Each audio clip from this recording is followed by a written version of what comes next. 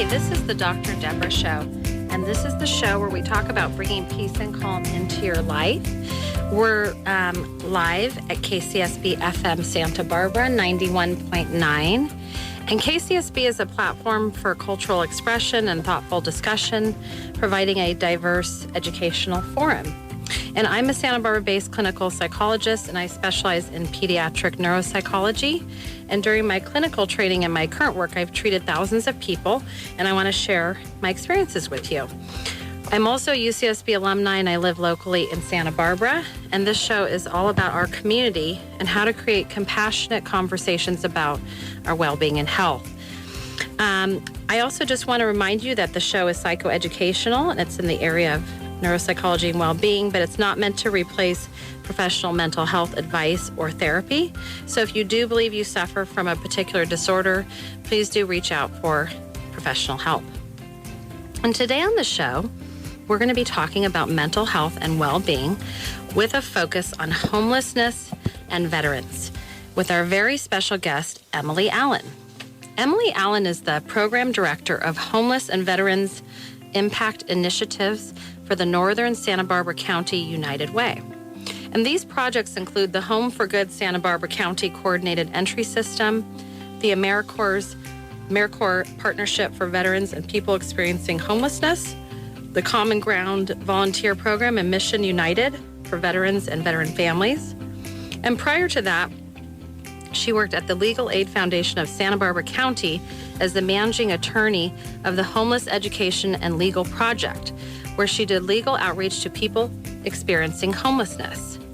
She has been continually working with people experiencing homelessness since she was in law school, and she graduated from Loyola Law School in 2004.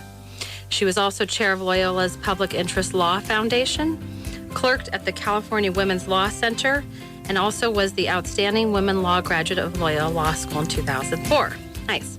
And she served as AmeriCorps VISTA at UCLA with the BruinCorps tutoring program and graduated from Scripps College in 2000.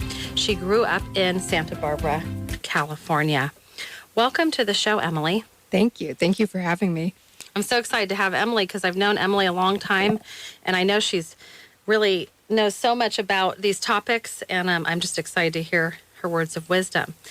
So here's what's going to be coming up next. I'm just going to talk a little bit about mental health stigma, and then we'll talk more about mental health and homelessness and veterans, and then prevention and awareness through homelessness and veterans. And we're talking about mental health stigma today because did you know that mental health is the largest public health priority? It's also the largest financial burden of any health issue in the world. And that's according to the World Health Organization and also the World Economic Forum. So it's a really important topic. I also like to just let people know about, there's a beautiful report that the Centers for Disease Control wrote. It's called Attitudes Toward Mental Illness. And they found that stigma and embarrassment are two of the top reasons why people with mental health issues do not seek help. One other piece is I just like to remind people that issues surrounding mental health affect people from all walks of life. So none of us are really immune from that or unable to get it. So I think it's important for everybody just to kind of learn more about it. And I'm going to describe a little bit about what I think, how I would define mental health. I think of it as like a physiological balance, meaning like our nervous system, our heart, our brain, our gut feel kind of like they're healthy, and it helps to match the ability to organize and integrate all of our internal thoughts and feelings with all the outside stimuli, people, places, sounds, smells, and that gives us a sense of inner peace. I was wondering, Emily, how would you describe mental health? That's a good question. Thank you. A lot of the people that we work with, some of them, the mental health issues that they face maybe have even caused, their homelessness. But I think we also wanted to kind of touch on that once people become homeless, that is a real stressor and can cause different types of, depression and stress and anxiety also. Sure. So, the range of people who have, more what we would call, serious, persistent mental health needs and, how that can, cause a person sometimes to struggle, finding the balance that they need to lead a healthy life. And then also people who have more mild or moderate mental health needs, but, also connecting them to different types of supports and services that can help them to lead, the best possible life also. Your mental health definition includes all the people because you interface with so many people. I think you really have a good sense of how, right, that's impacting. Yeah, I mean, it's a real range of people, but also for any one person, it's going to shift and change, depending on what's going on in their life, the symptoms they might be experiencing. So, right, but homelessness, I'm sure, definitely, and also being a veteran impacts that, you're saying, even more. Yeah, I think that, we sometimes think about people having mental health care needs or substance use, needs, and that causing the homelessness. But when we think about it, most people who have mental health or substance use issues are not experiencing homelessness. They are housed. So, we try to bring it back towards saying that, homelessness, yes, mental health and trauma and other issues are prevalent, but at the heart, having safe, stable housing, we also really emphasize, because for someone to be well and feel well, having that safe, stable housing is really going to be key. The Dalai Lama says that if your home's not filled with love, you won't be filled with love. But I mean, I guess so, right? If you feel like you don't have an anchor, like a place to go to, yeah, I mean, we pretty alone, and absolutely, and that can exacerbate and make the symptoms worse, right, of the mental health. I mean, certainly people experiencing homelessness can have, that sense of community and friendship even without a home, but not having a safe place, to call home sometimes means that you're focused on survival. And if you're focused on survival, it's often very difficult to get to a place where people can focus inward and take care of themselves and move, towards what we talk about as recovery and well-being.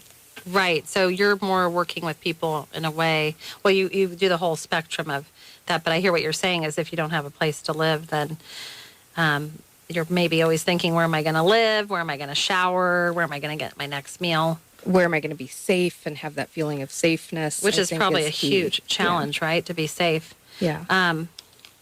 That was a great definition. Thank you. So if you're just jumping in on the show, we're exploring the relationship between mental health and homelessness and veterans. And I usually do a little bit of research just to kind of see, and you're welcome to jump in too, Emily, because I know you have much newer statistics, but I found a 2015 assessment that was done by the U.S. Department of Housing and Urban Development, and they found that 564,708 people were homeless on a given night in the U.S., which is a lot of people. Yeah. And they said that at a minimum, 25% of those people had a serious mental health diagnosis, and about 45% had, it says about, and 250,000 or 45% had some kind of a mental health diagnosis. And then by 2016, they found that 4.2% of those had been diagnosed with a serious mental illness. I don't know. What do you think about those statistics? Do those sound accurate, or are those outdated? That sounds similar to some of the data that we've collected. We do, historically, every 2 years, we did a point-in-time count, which is a one-night snapshot of people experiencing homelessness. We're moving towards doing that every year. So January 2020, we'll be doing that and looking for lots of volunteers. But in addition to doing these one-night snapshots, we also collect data on a daily basis. And it goes into what's called the Homeless Management Information System. Some of the questions that we do ask people have to do with mental health, substance use, physical disability issues. And, that data really gives us better information to help that particular person, but I also want to emphasize that it does also help policymakers and people understand, what the need is and can help guide us towards, what the long-term solutions are. And I know that's a major effort because I had someone who had worked at Doctors Without Walls, like I think around that time period, and you were getting ready to do the count. And also I heard you mention that you need volunteers. So I mean, if there was somebody listening that wanted to volunteer, what would that look like and how would they get involved? Yeah, so some of the ways that we engage people in the community are, one, I'll just start by saying we do have our AmeriCorps program that is more of a commitment. People are committing to a year of service. We have full-time and part-time positions. The great thing about serving as an AmeriCorps member, and it's similar to the Peace Corps, we think of it as the domestic Peace Corps, is people are doing street outreach, helping people find housing, supporting people in housing, and they do receive a living allowance. So they do receive, for a full-time person, $1,425 living allowance. Mm-hmm. And then they also receive an education award. So Which, it's a real job, yeah. yeah, I mean, and Education. the education award is great. I'd say that the sort of the experience and training are also things that people have leveraged into either going on to graduate school or, employment opportunities. Yeah, I love that idea. If I would have known about that when I was in school, that sounds great, because I always loved the Peace Corps. Yeah, one thing I'll just add, though, and not that it applies to you, but AmeriCorps really is for people of all different ages and backgrounds. And one thing we like to highlight is for people who are 55 or older, they can give the education award. They can transfer it to a child, a grandchild, or a foster child. What is the education award? Is that like you get a bonus money or something? So we're getting an increase for our next term of service, where for a full-time member, they actually get a $10,000 education award. Wow. And that can go towards student loans they have or future cost of tuition, so to go back to school. So that's something huge. that people use in all different ways. And I kind of love the ones that, are able to give that to a child or a grandchild also, which is nice. Wow, those are big incentives to get involved. So, and then how would they would contact your organization, or how would somebody Yeah, get if involved? they go to the SBCAmeriCorps.org website, they can learn all about serving as an AmeriCorps member and, what the benefits of service are and how to apply. Our next term starts September 3rd, so we're actively recruiting right now. But even for people who can't do that year-long commitment, I'd say we absolutely are looking for volunteers who will come out just once a year to help with the point in time count, volunteers who want to join a team and go out weekly. There are lots of different nonprofits in our community that help people experiencing homelessness, individuals and families that also need volunteers. So yeah, there's a lot of there's like, what's the there's something Showers of Blessing Showers of is Blessings. a great one. There's a lot of different organizations. And organizations like PATH and Transition House often have volunteers helping serve food and, doing other things like that. So lots of need for volunteers at our organization and with other organizations. And, I think it's very good healthy for our mental health to get involved and volunteer. I think that that helps us feel like we're part of something bigger than just ourselves. And, we all live in this community, whether we have a home or not. We still are around everybody who lives here.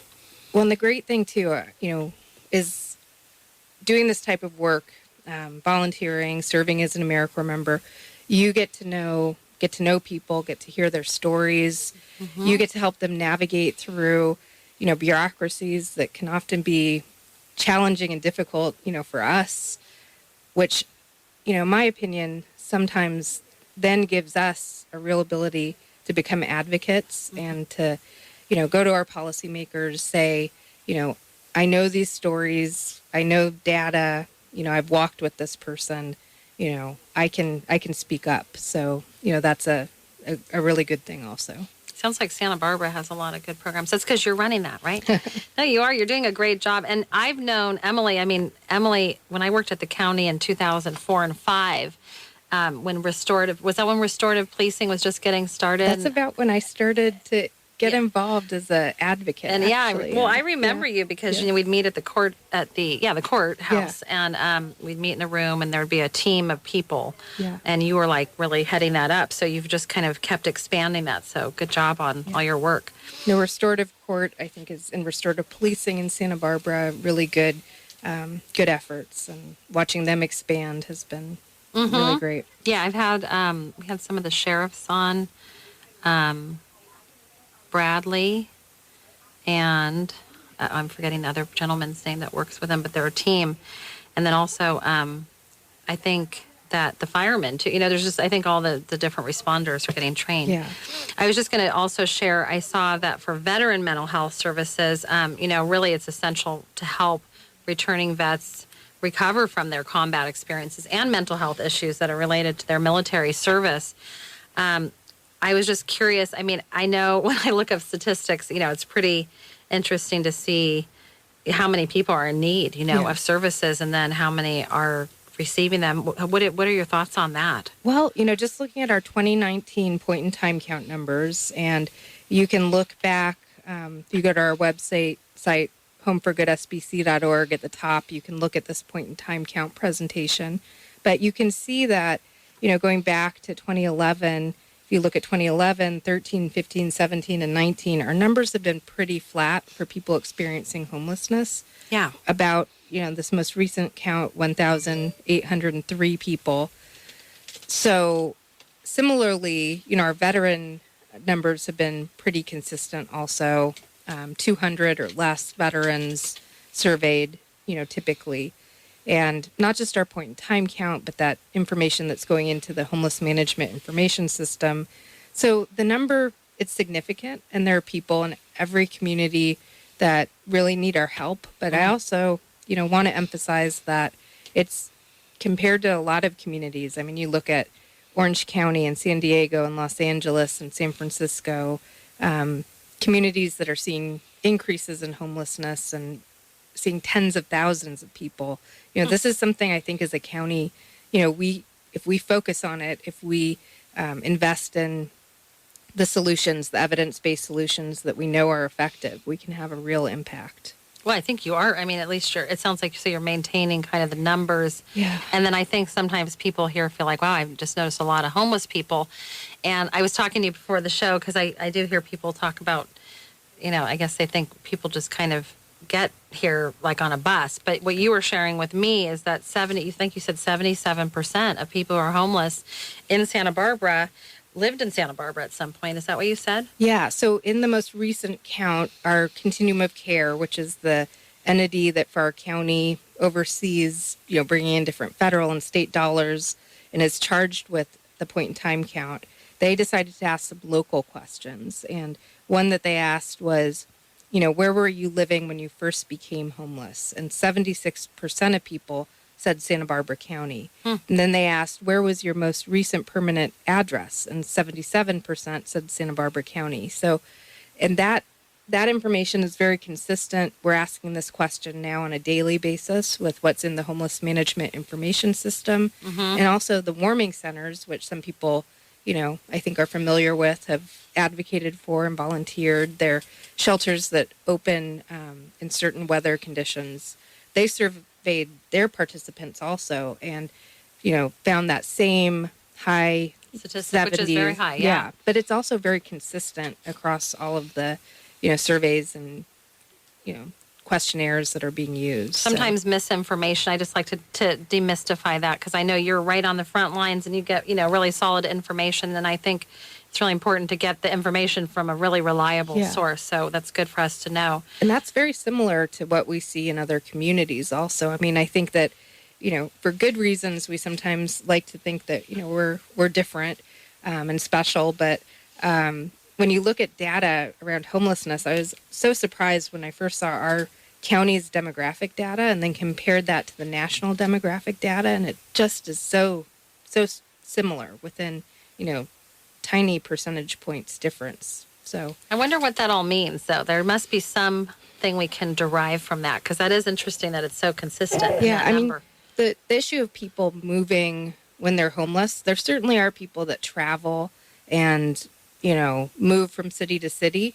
But a lot of people, and it makes a lot of sense, if you lose your housing, a lot of people want to be somewhere where they're familiar, with where resources are, where they, feel safe and know where safe places to be are. So it's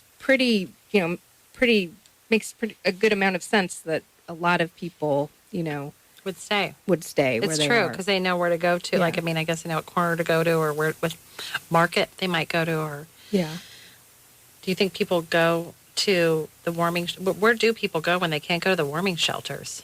Well, and you pointed out that people are seeing visible homelessness. And right. That's one thing our point in time count data also showed was that while homelessness overall has stayed about the same, there has been an increase in unsheltered homeless, which is more visible to people. And, there are some different reasons that was the case. Some of the shelters, rescue mission was under construction at that time. So, beds were offline. Some shelters like Path now operate as a winter shelter and only activate when certain weather conditions are met, and they weren't met the night of the point in time count. But every shelter reported that they were at or near capacity. So I do want to emphasize, it's not to say people are not using shelters. Oh, yeah, I think that, yeah.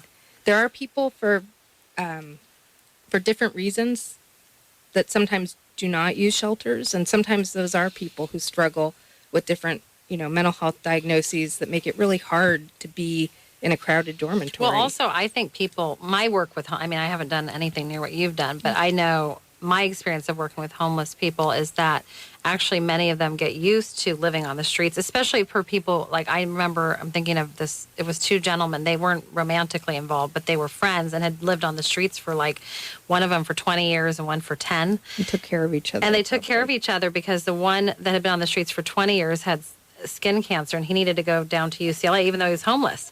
So they would go together, but then he got a home in a studio at the Mental Wellness Center on Garden Street. And I remember, we wanted to get him a bed. And that is the hardest thing when people are housed and he just have didn't to want leave their friends. Well, his friend came with him, which was great. But the thing is that he didn't want a bed because actually he slept out on the veranda. He was so used to sleeping outside. It felt more safe. I remember the staff at the Mental Wellness Center telling me about, being okay with and working with people, letting them sleep outside. Yeah. Till they felt comfortable to start sleeping inside. That transition from homelessness to housing is challenging. And, one thing we're very focused on right now with United Way and Home for Good is that we need more units of housing, but that it's really critical that we align units of housing, subsidy so it's affordable, and the right level of services. The assessments that we do now,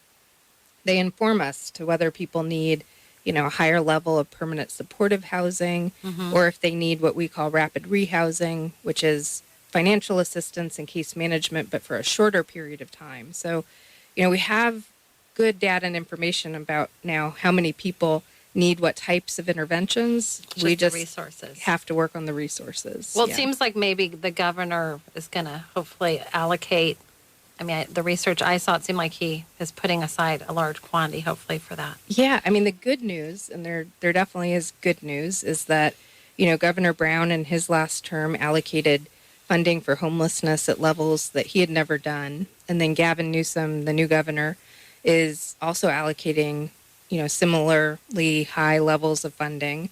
And, also emphasizing the need of supportive housing and development of affordable housing. Have you ever done, this just kind of came up as an idea. I was just curious, have you ever done statistics on, if you took any person and if they've ever been homeless? Oh, that's a good question. I'm trying to think what I would data. Guess people at some point, I know I was talking to my husband. Yeah. At some point, a lot of people have, had a night here or there or weeks, or I don't know, where they haven't had a home, or even if they were couch surfing. I don't know. I just think it's an interesting idea, that we could all kind of relate to in some way. One thing, the phrase that sometimes bothers me, and, phrases like transient sometimes bother me for sure. Where did that word come from? It's often a law enforcement term, transients, people who are moving through transitory, a town. Okay. Mm-hmm. But the one that I think bothers me sometimes the most is when people refer to people as the homeless. Because is that what I just said? No, I don't think you did. But what you're talking about is that there are so many people who have, at a different point in their life, experienced homelessness. Yeah. And that is not sort of the defining feature of a person. And also, homelessness, if it's not, does not have to be ongoing. Exactly. With a home and often supportive services, homelessness. Sometimes that makes people more apt or more inclined to maybe want, after they've had that kind of experience and made it through it, to be more hardworking or more appreciative or, more involved that way. Yeah. Well, in LA with the United Way there, one thing they're doing that I'm interested in is they have, speakers panels of people, not only people who have been homeless, but also people who are currently experiencing homelessness, be able to talk to people and talk about what that's like. And I think that's very powerful too. So what would be the best way to say, would you say it's not the homelessness, it's homeless? We usually, and it's long, but try to say, people experiencing homelessness. People experiencing homelessness. One thing I've heard, we are starting to sometimes use unhoused. Mm-hmm. I think I hear sometimes younger people use houseless. So they're different terms, certainly. But I think anything that implies, that homelessness is fixed and not changing is concerning because, I think that that's what we want to get away from. Mm-hmm. Well, everything's kind of in flux. So, Yeah. I think someone was telling me that the average person spends like 4 weeks on the streets. What do you think about that? Well, that's okay. So a lot of people, and I don't have that data right in front of me, but the vast majority of people experiencing homelessness will become homeless and maybe go to a shelter and then live with a friend, get it back into an apartment.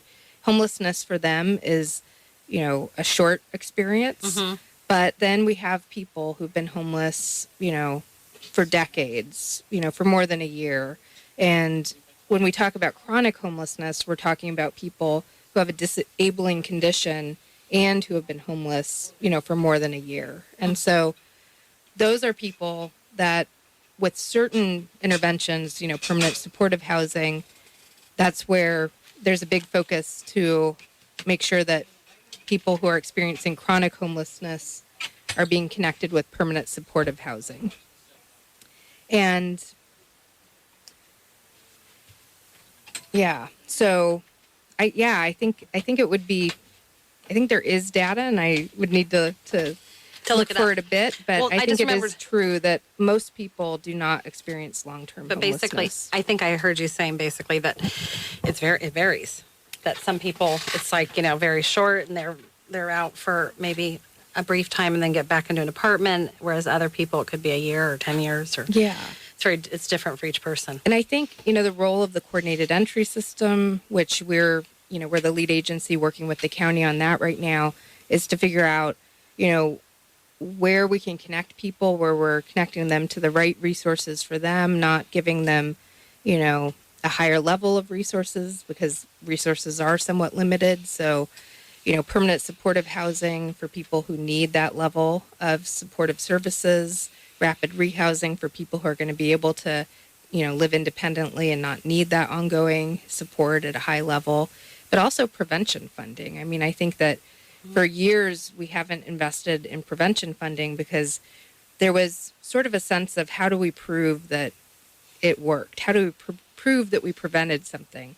But then there have been large-scale studies in, communities where they have been able to show that if we give people who are really at risk of losing their housing, who are low income and lack, a support network, if we provide them with prevention assistance, that they're less likely to become homeless. Which totally makes sense. I'm a big advocate of preventative medicine, but I think that, because then, my dad's a physician, he always taught me that, because I think if you front load something, it may take a little bit more work in the beginning, but then the payoff comes later with that, there's not as many issues coming up. We got into a statistical data information, but I think that it's good for everybody just to know the actual numbers because there's just like so much misinformation around us, and also just so we have a really solid sense if we see someone, that is going through homelessness. Is that an appropriate way of saying that? Going through homelessness or suffering from homeless? I feel like it can be very much a suffering experience. That we have maybe a little more compassion or empathy and realize that maybe that person actually is just a temporary situation for them, or maybe it's been a long time and that everybody's just got a different situation. I like to just describe just really briefly about stigma because I think this definitely relates to stigma. And I broke stigma down into two types, which is social stigma and self-stigma. Social stigma is when attitudes and discriminating behavior are directed toward individuals with mental health problems as a result of the psychiatric label they may have been given. And then self-stigma is the internalizing by the mental health sufferer of their perceptions of discrimination. I find this is very, very common and really leads to, feelings of shame and also poor treatment outcomes. And actually studies have suggested that those attitudes are really widespread and commonly held.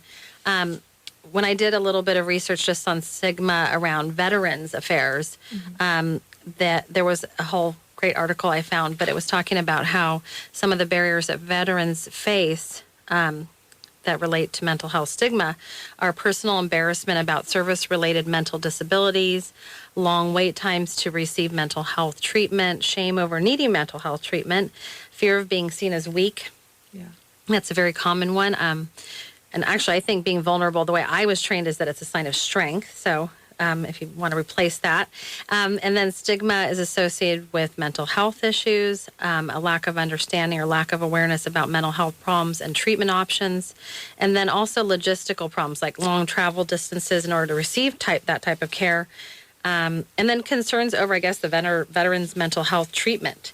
So I thought that was just interesting about how veterans in their own encapsulation have their own stigma that's maybe even bigger than just a kind of baseline mental health stigma. That all aligns so much with a conversation I had with a younger woman veteran about, why she thinks that there are issues with veterans accessing, especially mental health services. Well, probably there's a kind of, to be like, you have to be tough and strong. But I mean, vulnerability is a sign of strength. But what she really described was in the military to rise, in the ranks and to be promoted, that you really had to be very careful not to be labeled as, having, what would be seen as weaknesses. And that, I think, creates a very challenging climate for people to access services. I mean, probably most jobs are like that. I mean, the person I had on last week he was a finance guy, but he was talking about working at Goldman Sachs in New York City and stuff, and how kind of similar, where everyone's kind of trying to race to get to the top. Yeah. But I mean, I think probably a lot of people maybe have that feeling. It seems like more companies and places are putting in, I guess, more of an effort. I'm hoping they are, to have more mental health services, but I think there's just such a huge stigma. Yeah, it's still very prevalent. I was wondering, Emily, how do you think that mental health, and I know we probably kind of covered this a bit ago, so if we did, forgive me, but how do you think mental health and homelessness intersect? Yeah, no, I mean, I think that, certainly a lot of the people who are experiencing homelessness have, mental health and substance use diagnoses, but, just being aware too that homelessness itself, the stress of that, the anxiety around that, I think can cause and exacerbate that further, because, we do like to remind people, of course, that, most people who have mental health or substance use issues are not experiencing homelessness. So, that's not what the data shows. Meaning that it's not the cause, is what you're kind of I'm sure there are times that it can be a cause, but I think, that for a lot of people, it's the affordable housing, it's the access to different types of supportive services, and lacking that. We look at, what different agencies have to say about why people experience homelessness. We do a homelessness 101 training, and, while I can't say that there's one main cause, there tends to be consensus around, especially lack of affordable housing, lack of access to mental health care, lack of access to substance use, disorder care. Trauma is this emerging area that, people are really looking at, that's a real theme among people experiencing homelessness that, probably caused relationships that people had to be frayed. If you have more of a support system, even if you do have a mental health care need or a substance use disorder need, if you have that support system, you're not as likely to become homeless. But if there's been trauma that has caused you not to have that support system, be more isolated. I think that that's a real factor. there's Center for Social Innovation. They look at sort of 3 leading reasons for homelessness, and for them, war is a big, cause of homelessness. Natural disaster is a big cause of homelessness. And then economic recession and poverty are big causes. So, sometimes we can look at the individual person and try to figure out, sort of did their mental health or their substance use cause this? But, really, if we look at the bigger picture, there are these bigger trends around, those issues of war and natural disaster and economic recession, but also, lack of investment in affordable housing and healthcare services. Yeah, we need more healthcare service. We just need more resources. Yeah. I mean, it seems like most of the research says there's kind of this connection, but it's very complicated, and it's like a two-way relationship where, like, an individual's mental illness may lead to more cognitive and behavioral problems that make it difficult for them to earn a stable income or to carry out, these daily activities that would encourage stable housing. So I guess that there's been some studies, like you're saying, and that individuals with mental illnesses often find themselves homeless primarily as a result of poverty or lack of low-income housing. Yeah. And the combination of the mental illness and homelessness can lead to other factors that increase those levels of alcohol and drug use or violent, victimization. I mean, I even hear people in my practice that aren't homeless that say, I just needed to have like a beer tonight. Yeah. So, I mean, people turn to things because they, need an outlet, and whether they're homeless or not homeless. The violence and victimization is one thing I think that we don't really talk about either. And whether it's physical abuse, people experiencing homelessness are more likely to be assaulted than to assault someone. Men and women experiencing homelessness have really much higher rates of sexual assault. And of that group, people with disabilities experiencing homelessness have even higher rates of sexual assault. Mm-hmm. And, that both, that type of trauma and sexual assault can often be a cause of homelessness, but then also, people who are outside are more likely to be victims also. Yeah, it seems like whenever I was, just being a woman, but also when I see women, I think, I was saying to my son, we actually there's a woman I've seen probably for 30 years here. And I always used to offer her money, and she used to always not accept food or money or anything. Actually, she did the other day accept something from me, so I was very happy. But my son said, oh, is she homeless? And I said, well, I think so, but she probably has I think she goes to somewhere, and I've seen her. And he said, oh, you've seen her a long time. And it's interesting because she somehow has managed to not get completely, I would think it'd be really scary at night or just to be a woman too. I don't know. What do you think? Do women have a more? Oh, yeah. I mean, I think that, not just here in Santa Barbara, everywhere, the rates of sexual assault and abuse are high. I mean, I talk to women who sleep outside, who very intentionally sleep in more public places with lights, because, they want to feel somewhat safer. Yeah, that's true. I could see how that would be. Also, seniors, that's one of the areas that we're seeing all across the country, increases in seniors experiencing homelessness, and that's only expected to rise. Which makes sense, actually, because I'm a Medicare provider, so I see a lot of people 65 and up, and it's like I don't think we get taught how to plan for that time in our lives. And so sometimes financially we aren't prepared, or emotionally, or our family, we're expecting something from our family, and then maybe it doesn't come. And then it just takes a couple steps, and then the person doesn't have enough to make their house payment. And just the increase in numbers, too. Having, the baby boom generation becoming seniors. So hopefully we'll get some kind of resources for that. Yeah. I think creative housing solutions are, that's a big area I want to see. I want us to talk about creative housing solutions, and one that I like a lot. They do it in Ventura and San Luis Obispo, and it's especially geared towards seniors who have a room in their house that they might want to rent. They might not really be using. They might need somebody to sort of be there to give them company, to help with some light chores. Having, a program to run that, make sure that there are background checks happening, and, that it's safe for everyone. But that's... I saw in Europe, I think they take I was thinking like where the Sears was.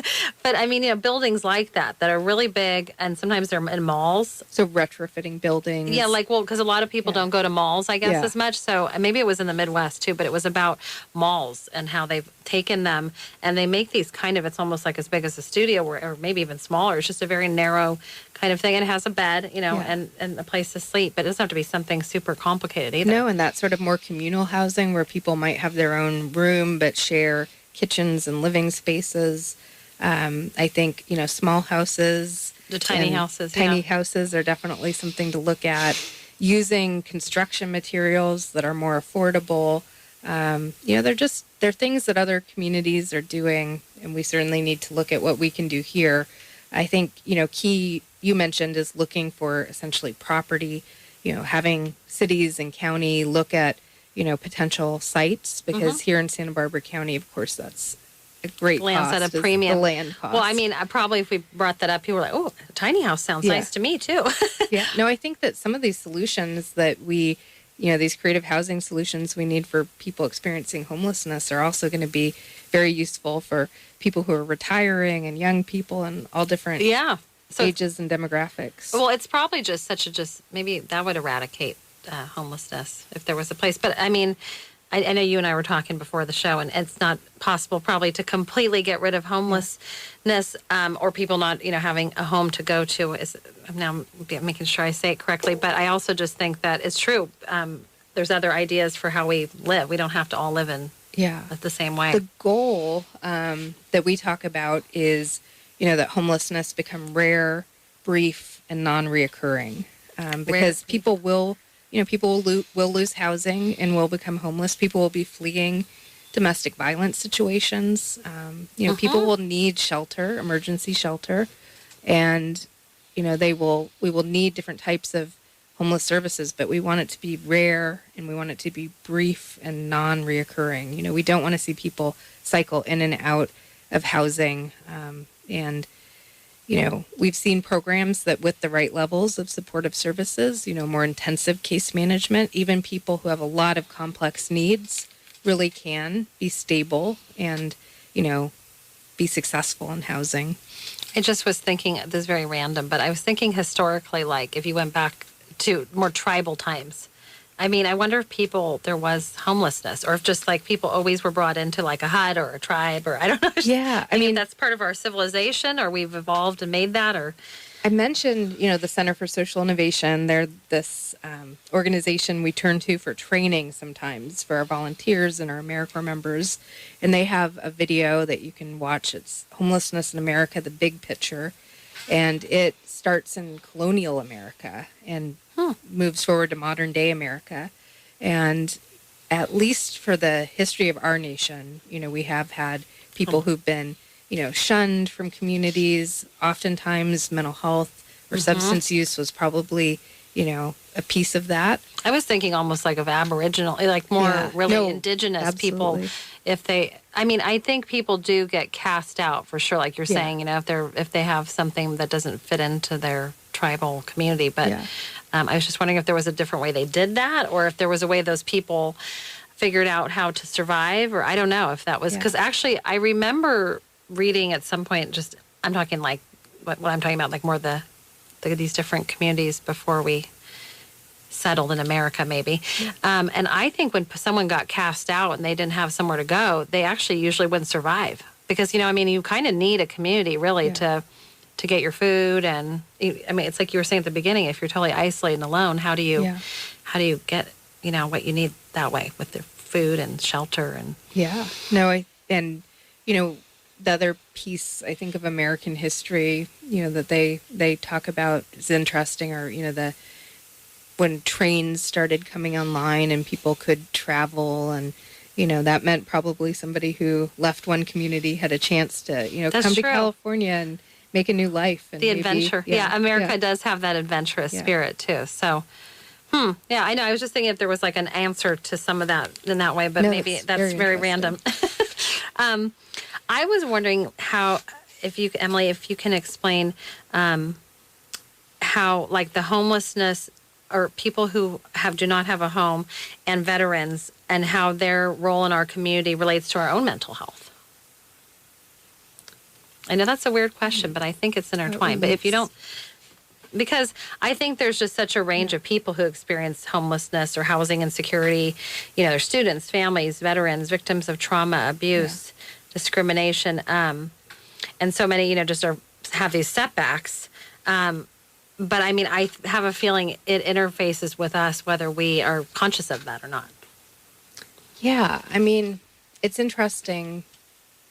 I think that, you know, people sometimes, you know, we're hearing about homelessness in, you know, on State Street, for instance, and how that impacts people and maybe a desire even to be downtown and to go shopping. And so, you know, you hear about that certainly.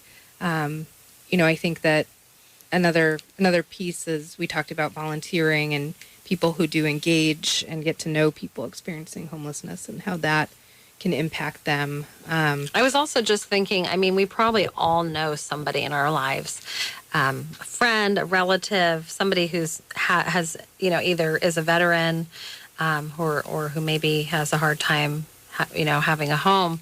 And how that, you know, I mean, I think if we take care of ourselves, yes, that's healthy, but also like, you know, we're going to inevitably have people around us that are going to have things going on in their life that relate to you know, being a veteran or being not having a home. Yeah, I mean, one thing that's certainly very sad is to talk to parents who have children who are experiencing homelessness and, you know, just the pain that they feel wanting to, you know, help their child, sometimes not being able to. It's very challenging. That's why I was, I have had patients like that too, where it's, I mean, I'm thinking of one and it's like their son was living, I think he was living upstairs in a movie theater or something, but it's like, the desperation. And those two people had a house and a job, but like you're saying, their child, even though he was an adult, didn't have that ability. So I think it does. It kind of interfaced, I guess is what I was kind of thinking. I can't remember what city it was in, but it was a great article I read recently actually about families that pooled money together and worked with a nonprofit, but to build affordable housing specifically because they had children who struggled with mental health, you know, care needs and homelessness. And I thought that was really idea. Amazing to see. Yeah. We should get that going on your side, on our side. But it is a good idea because, I mean, I think it's a very real issue. I also think there's a big stigma around that. Like, people just don't talk about maybe what they're enduring on their own private life, you know, because people who have that going on, they become they retreat or they have embarrassment too, you know, from that. So I think it's just important. I guess the point is just we don't know what's going on in other people's lives and also just, you know, to be compassionate. I was wondering Emily, how do you think the culture of working with people who are homeless and veterans accepts or rejects mental health stigma? I mean, I was just thinking the people that you are working with in your, you know, agendas and goals, and also the people that you work with out in the community. Sure. I mean, one training that all of our AmeriCorps members have and our staff is we do the mental health first aid training with the Mental Wellness Center. And, you know, that's a day-long training. Sometimes they break it into 2 days, but I think it's a good, you know, some good foundation to look at that and how we can respond in a way where we can, you know, help the person in that moment, but also really see about connecting them to, you know, to ongoing supports and services, you know, not feel that we have all the answers as outreach people, but, you know, to do this work, I think we have to break through that stigma, see people as people and, you know, work with them where they're setting goals, helping them achieve those goals. Do you think, well, the Mental Wellness Center really works to reduce the mental health stigma. I was thinking about, too, just people, like, you know, if you're interfacing, you know, I know you go to a lot of meetings and you meet with a lot of different people in that level. Do you think people are aware of mental health stigma? And if so, do you think that they accept it or reject it? Or yeah, I mean, that's a weird question. I think it's something that people are talking about more, which is really good. Yeah, it's kind of like what are the attitudes? Like your work in this field, what are the attitudes that you've seen that are held toward mental health? Yeah, I mean, one, it just thing that I think of sometimes is one of the restorative police officers I have worked with, Officer Burley. He described doing the mental health first aid class, and there's, an exercise that you do in it where it helps you understand what it's like to experience a auditory hallucination and what it would feel like if somebody was trying to give you, directions to do something while you were experiencing that. And I had the same experience when I did the training too, where it was just kind of an eye-opener of, wow, that is, to be aware, to have that understanding. And so these aren't things that we're just going to know. I think we have to seek out different kinds of training and talk to people. So people are pretty receptive, though. Yeah. I mean, I think in our community, I think a lot of people are accepting. There's, I think, real concern also, though, for people who really don't seem to be able to care for themselves and, seem to be experiencing real severe mental illness. And what are we as a, community and a society doing, to create safe places also, though? So there's always a little bit of a tension. Yeah, I would guess. I was just curious, like if there's a movement. It seems like it's moving toward that way. But yeah, there's kind of a little friction or tension there. We just have a couple more minutes because I know Emily and I could probably have a lot of questions for her. Now, so what you're saying is if people do want to find out more information, though, you mentioned, I know, a website. And maybe you could just say that one more time so people, for the AmeriCorps, if you're interested in getting involved in AmeriCorps, AmeriCorps, and you can volunteer. And actually, Emily was explaining there's some really great perks if you're a student or if you want to pass along those student perks. So you might want to check them out. So the SBC AmeriCorps.org website, and you can also find us if you Google Santa Barbara County AmeriCorps Partnership, or if you look for us on Facebook or Twitter or Instagram, you should find us. And then our Home for Good, SBC.org. That's where we have information for people who are experiencing homelessness, for community members who want to know how they can help connect somebody who's experiencing homelessness to different services and housing. Also, and I think you mentioned, too, you don't have to commit to like a whole year. You could do one day a year. So there's some place for you if you're interested in, and it feels really good to give back. And I know I've gone like on, I think it's Thursday nights where you go to the Mitchell Trina Park. The Alameda Park. The Alameda Park. And I'll feed, I don't do it every month, but I have done that pretty often where I'll go and feed the people that don't have food. And also there's some other just organizations, but I think that's a good one. You're there. Okay, good. Outreach is there, and Doctors Without Walls is there, and Showers of Blessing is nearby. And then there's the meal share, and it's usually the food that does bring people together, but then we want to have different services so that people can connect with services and with housing. Which is great. Yeah. I think Santa Barbara has a good plan ahead. Okay, I was just going to ask you maybe one or two more questions. Sure. I was wondering, Emily, have you heard of any campaigns or like organizations that have a focus on veterans affairs or people who are homeless that work specifically toward reducing mental health stigma? Oh. I know that's kind of, I'm sure you probably have heard of campaigns or organizations, obviously, that have worked toward those. But I was just thinking that have any kind of focus on reducing the mental health stigma for veterans or people who don't have a home, so we can help them feel more comfortable getting help. Yeah, I mean, we have a lot of partnerships with providers in our community, sanctuary centers and Path Point and New Beginnings and Behavioral Wellness, and a lot of organizations that, help to house and provide services to people. And they do mental health stigma. I see them doing all of them doing some work around that. I was thinking kind of like in the 1970s, we had these commercials for like water. It was like, water's the best no-calorie drink in all the world. Yeah. And I don't even have TV really, but I mean, I just think people do watch TV. Well, that's that's a good point. So we, our Home for Good effort here in Santa Barbara County is really modeled after what the United Way in Los Angeles did with their Home for Good effort. And it very much is, a public awareness campaign. And so you're going to see more, we want to build it really takes building the public awareness around long-term solutions to homelessness for us to build the political will to get the policymakers to make some of the decisions that we need them to make. Well, and also I just think it's nice, like when people share, you see stories of, this barber goes out and he's going out and giving people haircuts. And, once you hear somebody's story of how they got there and where they've been and where they're going, I think that has a big impact on people too. So, yeah. And it kind of diffuses the idea of, that person's got a mental health issue. I mean, they're still a person, you know what I mean? It makes Absolutely. it more personal. So it's not like that's the defining feature of who they are. Yeah, I think some people learn and are persuaded by data, some by stories, and we need to do both. Exactly.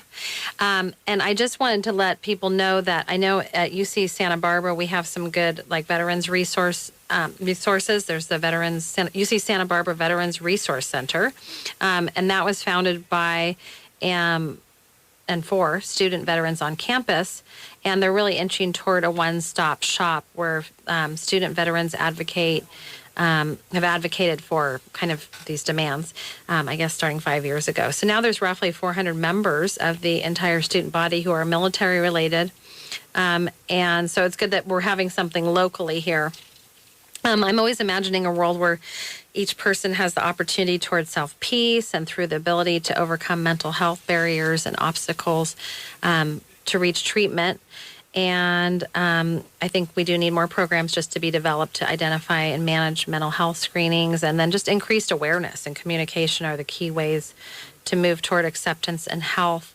Emily, I was wondering if you have any final words of wisdom that you would like to share for our listeners. I mean, I would just say if you have the opportunity to have a conversation with somebody who's experiencing homelessness, I think that that's really really going to be key to understanding, what it's like and what people need and want.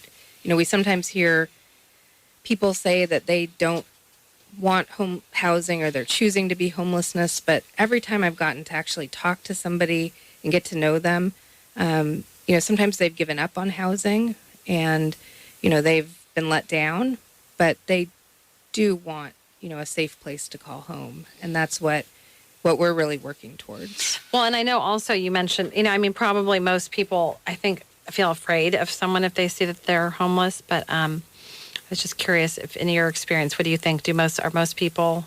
We've had since 2011 and lots of volunteers and staff, hundreds actually across the county, more than 1,000 people since 2011 who volunteered or been part of this. We've had one woman fall and injure herself on a curb, but we've been really lucky that, people have really positive experiences. And, we work hard to make sure that people are safe, but I don't think that should be a fear for especially smiling at somebody and saying hi. Exactly. I've worked around a lot of people who are homeless, and I've never had any. I'm not saying it won't ever happen. Yeah. But I think if you smile and say hi, most people are pretty, okay. And they're not, I know people say, is that schizophrenia? Is that contagious? It's not contagious. Actually it might make somebody's whole month or year better. Yeah. So I think just acknowledging people's humanity is exactly huge. that is huge. So if we each do our part toward ending negative perceptions about mental health and we raise awareness, we can live in a more loving, safe, and accepting world. And I want to thank my very special guest, Emily Allen, for coming in today and sharing her wisdom. So thank you. Thank you. And if you have any other questions, please feel free to write me on my Facebook page, The Dr. Deborah Show. And if you or someone you know needs help, you can call the Santa Barbara Access Line at 1-888-868-1649. And they're available 24 hours a day, 7 days a week. We're live at KCSB FM Santa Barbara 91.9. And coming up next will be Inside Isla Vista.